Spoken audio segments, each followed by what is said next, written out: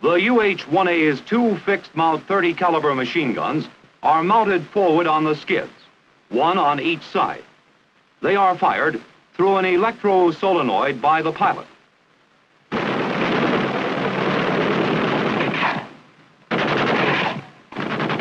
However, it had become evident early in the Vietnam type of operation that the target was not so much enemy soldiers as an area of vegetation in which enemy soldiers were skillfully hidden, rising to fire, then disappearing into dense cover.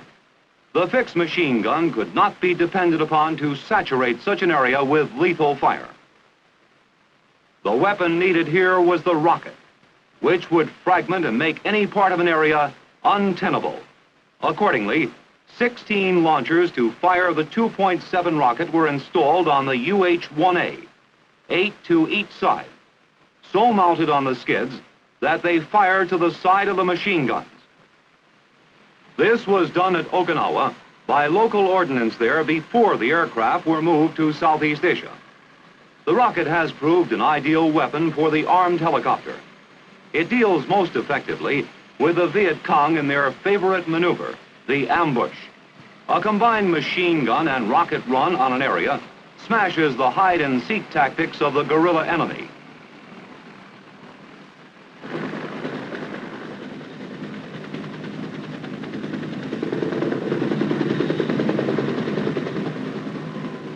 When the UH-1B arrived from its manufacturer in the United States, it was apparent that its machine gun armament was designed for effective fire at all angles.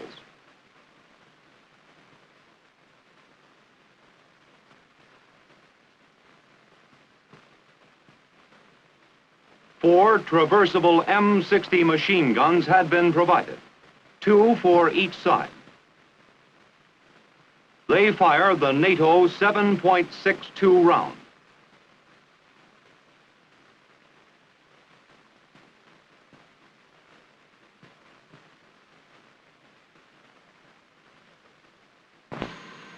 The gunner co-pilot aims and fires through a movable type sight with the trigger set in the handle.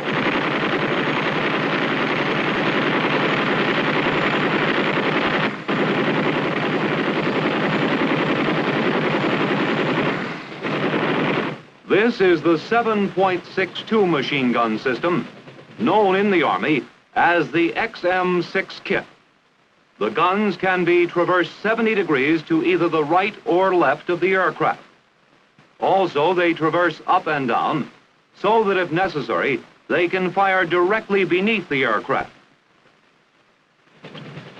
But while the UH-1B's machine gun system was a tremendous improvement over that of the UH-1A's, a rocket system was lacking.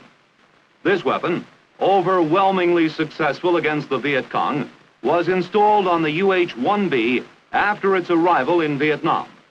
Adapting the 1A's system, 16 rocket launchers were emplaced on the 1B by local ordnance, 8 on each side. As with the 1A, the 2.75 is the rocket ammunition of the UH-1B. So with the UH-1A's 16 rockets and 2 fixed machine guns, and the UH-1B's 16 rockets and 4 traversable machine guns,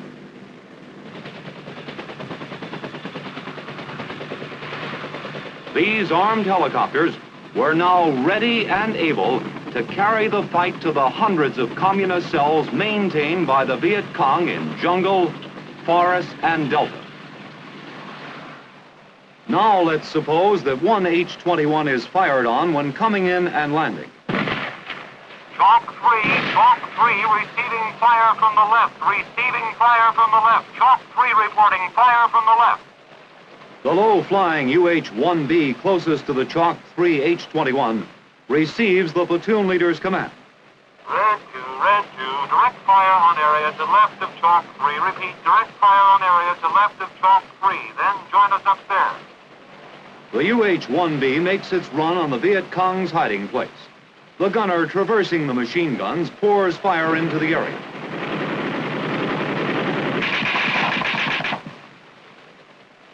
Then he flies up to join the daisy chain circling at the higher altitude.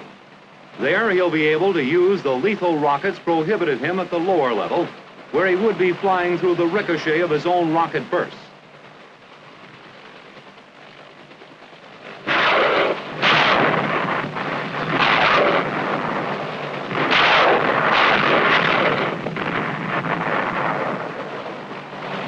The UH-1B on the other side of the landing zone continues to cover his assignment until all the H-21s have left the area.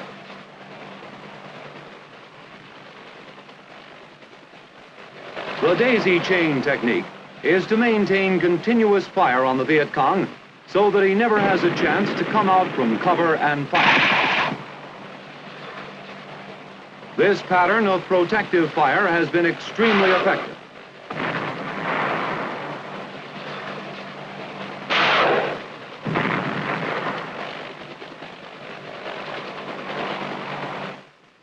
The daisy chain type of operation lends itself to such action, which protects not only the H-21s, but also protects the UH-1s themselves. Fire from the Viet Cong on one landing of H-21s has rarely been repeated on later landings. Very rarely.